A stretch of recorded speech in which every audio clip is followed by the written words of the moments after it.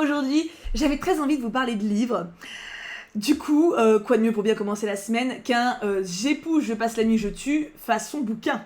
Je suis d'accord, y a rien. Je sais pas si vous vous en souvenez, mais il y a un peu plus d'une semaine, mes modos m'ont fait un diapo soyeux avec justement un j'épouse, je passe la nuit et j'oublie sur mes crushs ultimes. Ça a été un moment intense. Je vous mets le lien d'ailleurs, je ne sais jamais où, mais je vous mets le lien si vous n'avez pas encore vu, n'hésitez pas. Si vous aimez me voir souffrir et rigoler quand même. Aujourd'hui du coup, tada! Je garde, je donne ou j'oublie pour mes livres préférés. Je crois que mes modos aiment particulièrement quand il s'agit de mes trucs préférés. Tu sais, il y a un côté genre, elle va souffrir, ils sont un petit peu sadiques. En même temps, du coup, faut croire que je le suis aussi, puisque je leur demande.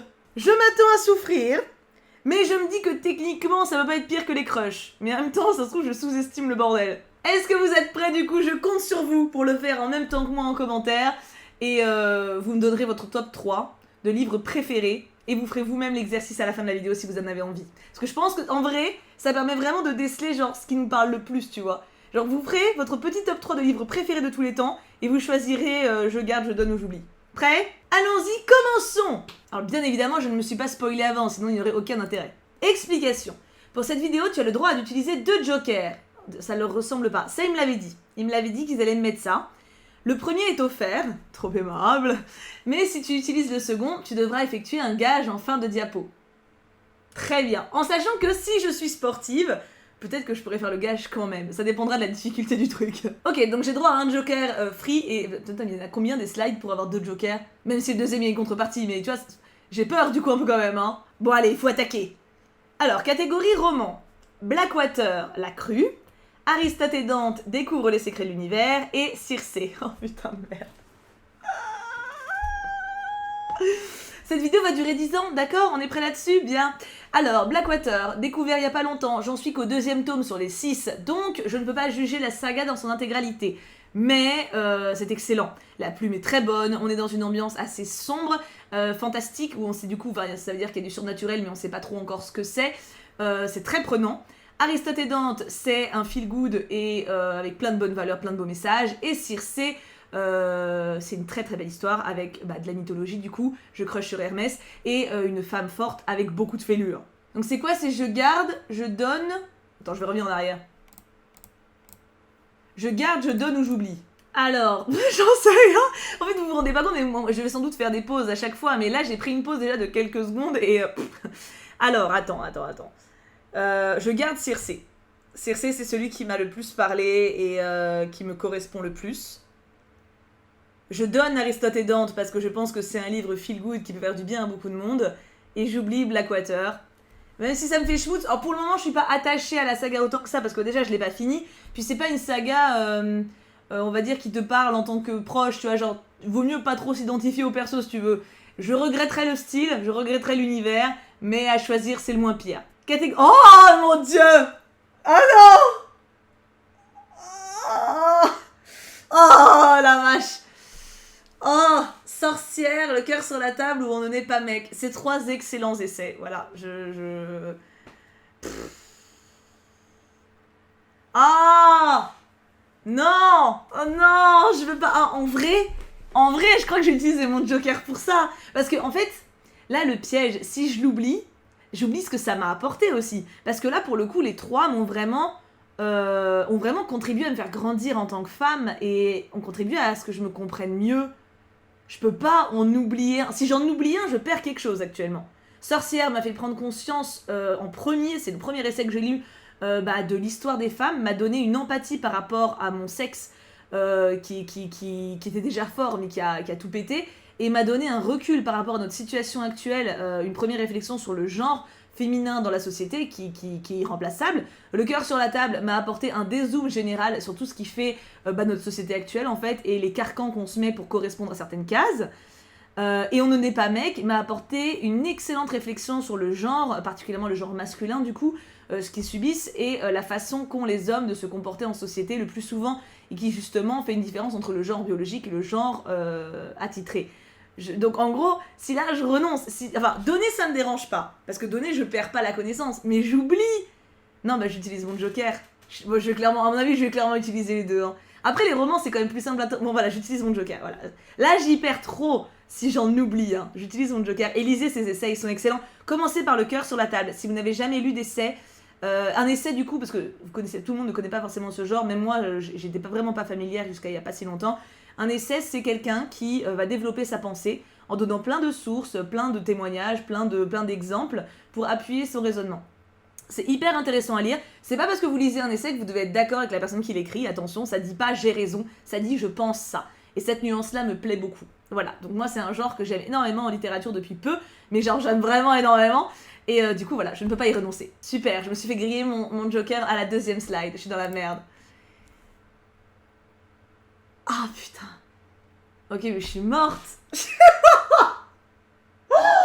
Mais c'est pire que les crushs. Mais non. Oh. Oh non, je peux pas. Catégorie œuvre à message. Le Petit Prince. Bon, je pense que j'en ai assez parlé pour que vous sachiez à quel point j'aime ce livre.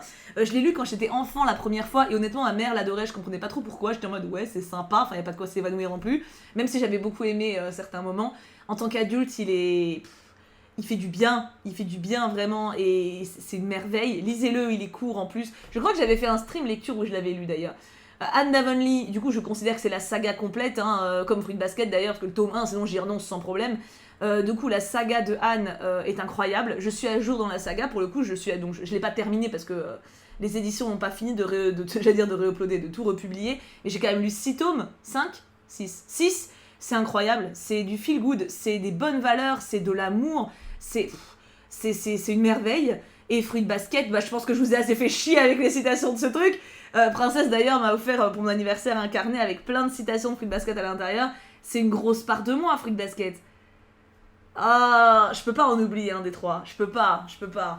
Anne m'a fait beaucoup de bien.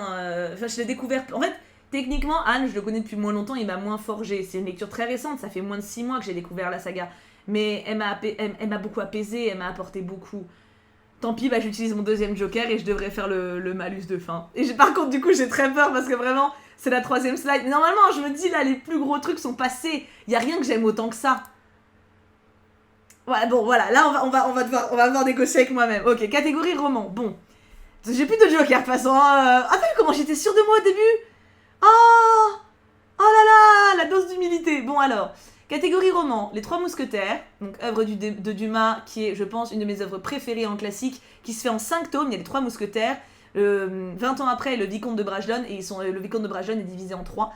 Parce que c'est énorme et c'est incroyable. Tu vas de Louis XV à Louis XIV. Historiquement parlant, t'apprends plein de trucs, tu côtoies les vraies personnes de la cour. Dumas, vraiment, c'est génial à lire. L'histoire sans fin, qui est hyper belle, hyper poétique. Et La voleuse de livres, qui est incroyable et qui est un des premiers livres à m'avoir vraiment chamboulé au point que je chiale ma mère à la fin. Ok. Je garde les Trois Mousquetaires. Parce que j'aime trop. C'est trop génial. Je donne La voleuse de livres pour faire vivre cette émotion à quelqu'un d'autre. Et j'oublie l'histoire sans fin. C'est un peu de la triche parce que je pense au film et au dessin animé qui étaient excellents, surtout le dessin animé. Donc disons que le support, je peux le trouver ailleurs. Et honnêtement, le livre, je l'ai relu il y a pas si longtemps que ça. La plume est hyper riche et du coup, j'ai pas eu un immense plaisir à la lecture. Il y a eu de belles citations, tu vois, j'ai bien noté. Mais à lire, c'est pas un plaisir immense. Il est incroyable, je vous conseille vraiment de le lire, hein, de toute façon s'il est là-dedans, voilà. Mais voilà, j'ai pas le même plaisir quand même. Donc, voilà. Ou alors je garde les Trois Mousquetaires. Parce que La voleuse de livres, je pense pas que je pourrais le relire. Catégorie bande dessinée. Oh non. Echo, qui est absolument génial. Alors techniquement, c'est un peu roman graphique, hein, s'il faut ruser. Echo donc qui est incroyable, qui est hyper beau, hyper bien illustré, t'as des illustrations à chaque page, il est sublime. Grimoire Noir qui est une BD, alors l'histoire de Grimoire Noir m'a pas incroyablement impressionné, mais le style visuel si, et l'ambiance est folle, et La naissance du coup qui est un de mes top livres niveau connaissance, ouverture, etc. Je vais garder Echo, parce que je pense qu'il me fera écho tout au long de ma vie. Je donne La naissance en BD parce que je pense que ça peut apporter. Une fois que tu l'as lu, en fait, la force, elle est en toi, tu vois. Donc tu peux le transmettre. Ah, et j'oublie Grimoire Noir. Ah. Mais c'est surtout le dessin, en vrai. L'histoire en elle-même m'a pas... Entre les deux, on va dire qu'entre les trois, il n'y a pas photo. Même si j'ai adoré Grimoire Noir et que vraiment visuellement il me... Des fois je l'ouvre juste pour regarder certaines planches quoi. Mais non, voilà, à choisir il est en dessous. Catégorie manga. Oh, c'est des bâtards. Les Mémoires de Vanitas, que j'aime beaucoup. Alors j'en suis au tome 4, si je dis pas de bêtises. J'adore, vraiment. Alors il paraît que ça va devenir un peu plus compliqué par la suite. Genre tu comprends pas trop ce qui se passe. Mais pour le moment je suis hyper fan, voilà. L'Oxalis Sailor, il est fou ce manga. C'est un manga historique sur la famine en Irlande. Qui a eu lieu en même temps que la ruée vers l'or, et on suit une jeune fille qui part avec son domestique et ami pour essayer justement de devenir riche et sortir de la misère. Il est incroyable en termes histoire, en termes sensibilité, en termes personnage, il est fou. Et Les Enfants de la Baleine, alors Les Enfants de la Baleine, je n'ai lu que le premier manga, mais j'ai vu l'animé. Donc du coup, je sais de quoi ça parle et j'ai très envie de lire la suite. Je garde Les Mémoires de Vanitas. Parce que j'ai vraiment envie de continuer cette histoire et vraiment j'ai un plaisir à le lire qui est assez rare quand il y a de l'action comme ça dans un manga. Je donne l'Oxalis Sailor pour le faire découvrir parce qu'il est vraiment bon et je sais que le visuel donne pas forcément envie, enfin je peux comprendre mais il est vraiment bon. Et du coup j'oublie Les Enfants de la Baleine mais il y a l'animé. Techniquement j'ai lu que le premier tome. Ah, on m'a dit manga, il n'y a pas marqué manga / animé hein. Ah bah voilà, donc j'ai vu l'animé, voilà. Donc je garde l'animé, j'oublie le manga, soit c'est dommage parce que les couvertures sont magnifiques et j'ai vraiment envie de lire la suite, mais puisqu'il faut choisir, Q. Oh non. Oh non. Oh non. Oh c'est horrible. J'ai réveillé mon chat. Alors bon, catégorie roman, de toute façon le roman pour moi c'est le pire. Parce que quand c'est un manga ou un roman graphique, t'as souvent le critère de l'histoire et aussi le critère du visuel. C'est rare que t'aies les deux qui t'emballent vraiment à fond, puis t'en as que tu peux lire une fois, ça te suffit, enfin voilà. Les romans... Putain, t'as le temps de t'attacher au personnage, vraiment quoi. Là, c'est 3. En plus, je viens de lire le tome 4 d'Akotar. Vraiment, là, au moment où je tourne, je l'ai terminé ce matin. Oui, je tourne bien en avance. J'ai pleuré et je suis en amour sur les personnages forts. Donc, Un palais de colère et de brume, du coup, c'est le deuxième tome, qui du coup n'est plus mon préféré. Mon préféré maintenant, c'est le 4. Mais voilà, je parle de la saga. De toute façon, Keuchel, c'est pareil, c'est la saga.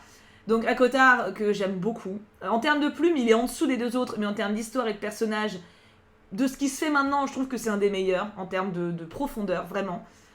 Keuchel, incroyable, en termes de plume, en termes d'histoire, en termes de peur, de fantaisie, de profondeur de perso aussi, c'est fou. Léo de Hurlevent, putain. Oh, je peux pas choisir. Je peux pas choisir. En fait, je pense que j'aurais pas fini Akotar là, enfin, j'aurais pas eu Akotar 4, j'aurais dégagé, enfin, j'aurais oublié Akotar. Vraiment, parce que il est en dessous des deux autres en termes de plume et en termes de, comment dire ça, de littéraire, tu vois ce que je veux dire. Le plaisir du style de Keuchel et de Hurlevent est au-dessus. Maintenant, je viens de lire le 4 et vraiment, les persos, je peux pas l'oublier. Ah, je me déteste depuis avoir de Joker, mais sans regret de les avoir utilisés quand même. Je garde Akotar. Je donne Keuchel parce que c'est un livre... En fait, je donne Keuchel parce que c'est un livre qui peut faire du bien et qui est assez cathartique en termes de pulsion, en termes de caractère. Il fait du bien vraiment à lire et puis il est incroyable. Et j'oublie Léo de Hurlevent. Ayez conscience que Léo de Hurlevent est pour moi dans mon top 5 de livres, de romans favoris. Vraiment, c'est... Léo de Hurlevent, pour moi, c'est une merveille de plume et d'immersion et de voyage. Pourquoi je le mets... Du coup, pourquoi je l'oublie ? Parce que Léo de Hurlevent est distant avec tes personnages. Escliffe, par exemple, qui pour moi est une merveille de narration et qui a un caractère unique. J'ai jamais revu de Escliffe dans tous les livres que j'ai lus, par exemple. Tu l'aimes sans l'aimer, tu aimes ce que l'autrice a réussi à en faire, mais tu t'y attaches pas.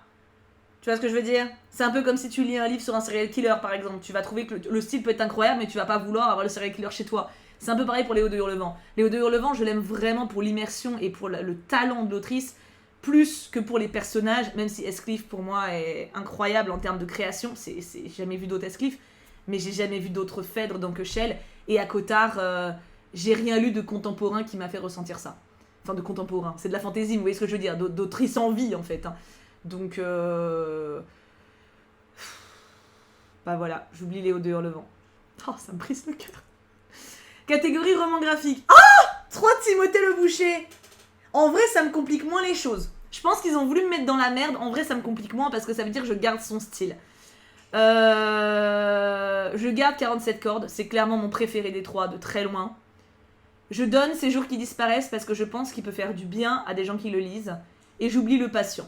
Parce que Le Patient, c'est un thriller qui est très très bien. Attention, il est excellent. Tous les livres de Timothée Le Boucher que j'ai lus pour le moment sont excellents. Mais c'est juste que c'est pas la même catégorie de genre. Et que moi, les thrillers, je suis moins dedans. Ok, franchement, celui-là, ça va. Plus 47 cordes, vraiment, je l'adore. Donc je suis contente de pouvoir le garder. Catégorie manga, ça faisait longtemps. L'Éden des sorcières, Arte et L'Enfant et le Maudit. Alors là, pour le coup, c'est 3 sagas que j'ai commencé, mais où je suis au tome 2 dans les 3. Non, l'Éden des sorcières, je suis au tome 3. J'ai fini le tome 3, ou 4. Enfin, je suis dans le début quand même, mais moins, quoi. L'Éden des sorcières, je suis un peu plus avancée. Je vais garder Arte. Déjà parce que j'ai reçu les tomes 3 et 4 d'Alice pour mon anniversaire. Arte, en gros, c'est une jeune fille qui veut devenir artiste peintre, qui normalement, en tant que femme, n'a pas le droit de le faire, et qui se bat pour s'émanciper et suivre son rêve. J'adore. Le contexte historique est génial, t'es vraiment plongé dedans. Arte est incroyable, et j'ai trop hâte de lire la suite, je veux tous les lire, je les aime vraiment trop.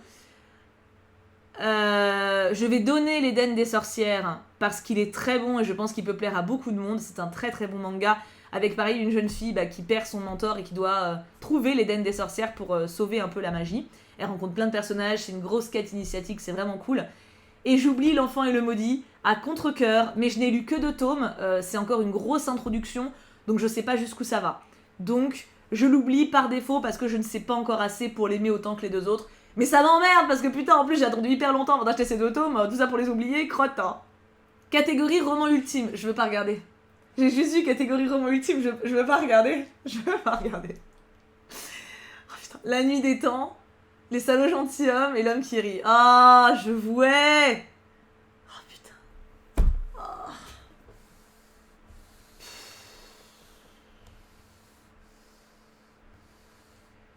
Je vais oublier La Nuit des Temps. Ah, je l'ai dit en premier, t'as vu? Non, parce qu'en fait, les 2 autres, je les aime tellement. Ils m'ont tellement apporté, pour dire comme mon ex, que non, c'est une histoire sombre où quand j'ai voulu larguer un gars, il m'a répété pendant 20 minutes, je t'aurais tellement apporté quand j'étais ado. Bon, c'était l'anecdote. Mais La Nuit des Temps, en gros, je l'ai lu quand j'étais plus jeune.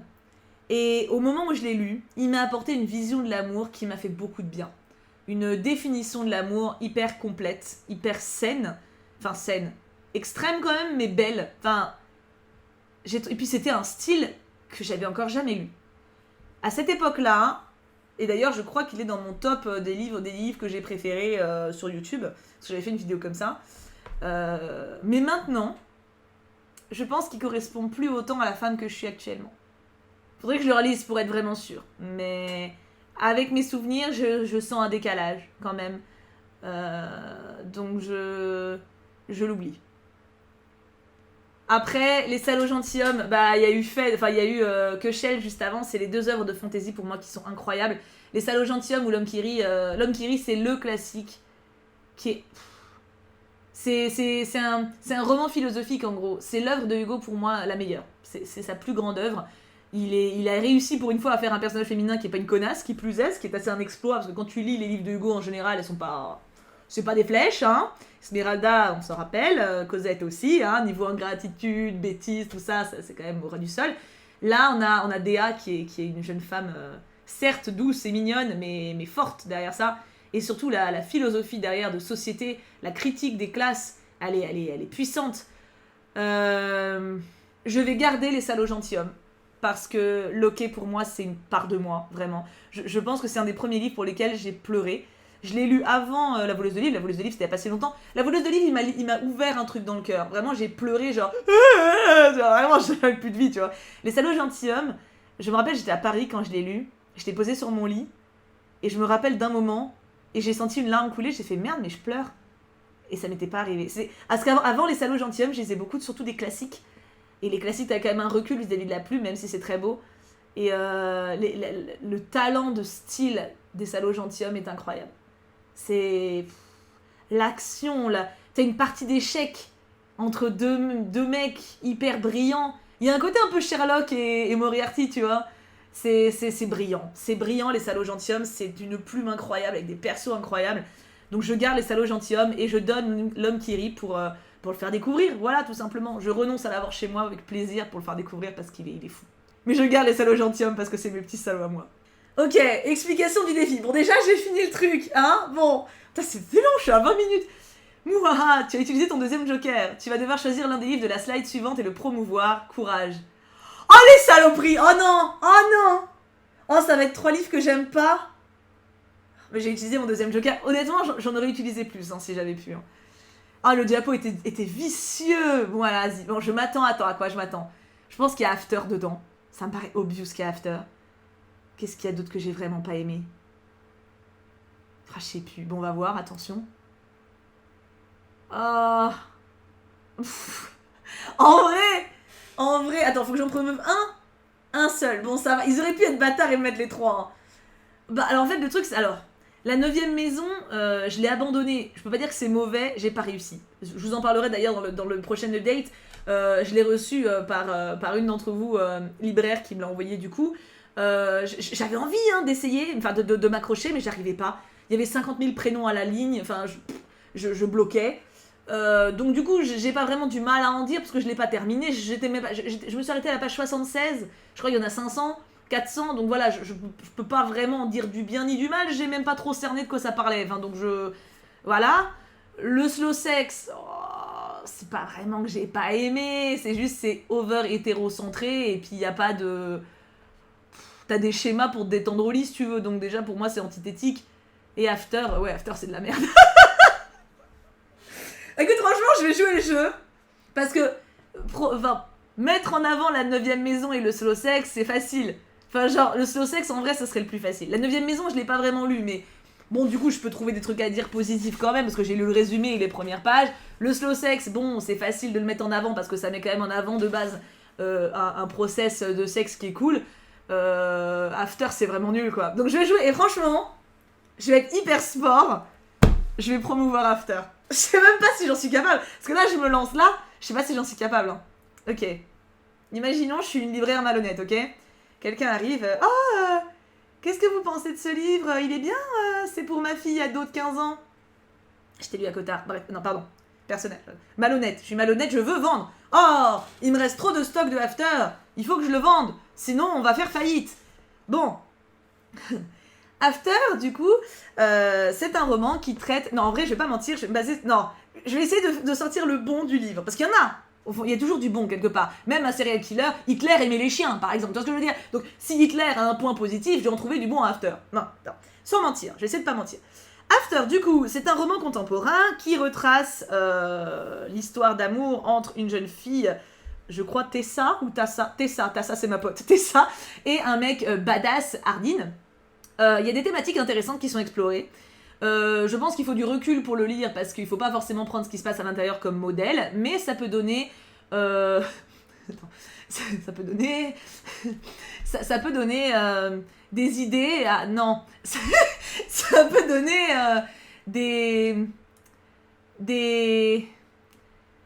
des schémas réalistes à des adolescents, de choses à suivre ou à ne pas suivre, hein, il faut du recul du coup pour le lire, mais c'est immersif, il se passe... c'est dur, il se passe des choses, il y a des histoires d'amitié, d'amour du coup, il y a du sexe qui existe,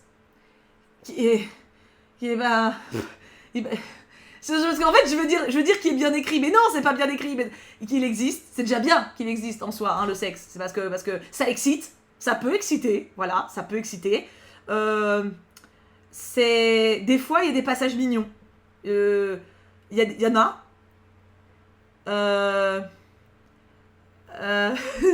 C'est... Il y a des familles nulles, et du coup, on peut se dire, oh là là, du coup, ma famille, si elle est nulle, bah je suis pas tout seul à avoir une famille nulle, eux aussi.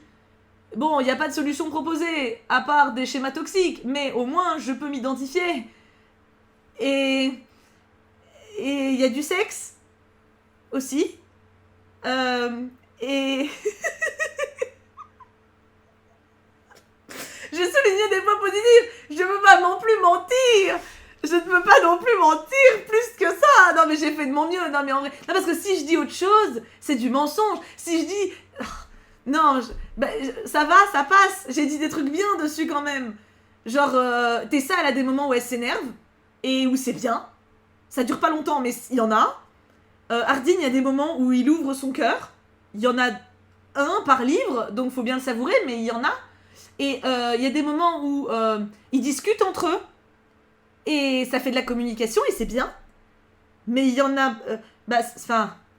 sauf que le problème se répète derrière, donc du coup ça sert pas trop. Mais tu vois ce que je veux dire, il y a des trucs bien. C'est bon, j'ai fini là. Hein. Non mais là je peux pas plus. Hein. Non mais lisez pas After. Vraiment. Non mais lisez pas After. Je sais pas. Non mais vraiment, si vous voulez lire un livre de cul, lisez Akota. Vraiment, lisez pas After, s'il vous plaît. Oh, c'était trop difficile. Est-ce qu'il y a une slide finale ou pas? Non, du coup c'est fini là. Alors, je voudrais qu'on prenne quelques secondes pour féliciter les modos. Honnêtement, je ne pensais pas, mais c'était encore plus dur que j'épouse Marie, j'oublie avec les crushs. C'était infernal, vraiment. J'ai utilisé mes 2 jokers. J'en avais pas pour les crushs, je crois. Hein. Je m'en suis sortie, c'est pour les crushs. Mais là, les livres, en vrai, ça va plus forger que les crushs, faut croire. Intéressant. Ou que les personnages fictifs, c'était pas tous des crushs. Bref, du coup, cette vidéo est overlong. J'espère que vous aurez pris du plaisir quand même, pas comme devant After. Et j'ai hâte d'avoir du coup vos commentaires pour avoir vos ressentis sur ce que j'ai vécu aujourd'hui, qui était pas facile. Et puis pour savoir un peu votre top 3 à vous. Faites un top 3 du coup de vos livres préférés. Et faites aussi je garde, je donne ou j'oublie. Vous allez voir, c'est dur. Hein. Franchement, c'est dur. Puis si ça se trouve, avec vos top 3, ça va me donner envie d'ajouter des livres à ma wishlist. Et ça, c'est bien. Toujours plus de livres. Du coup, je vous laisse là, je vous fais plein de bisous, je vous aime très fort, et on se retrouve très très vite pour une prochaine vidéo. Bisous.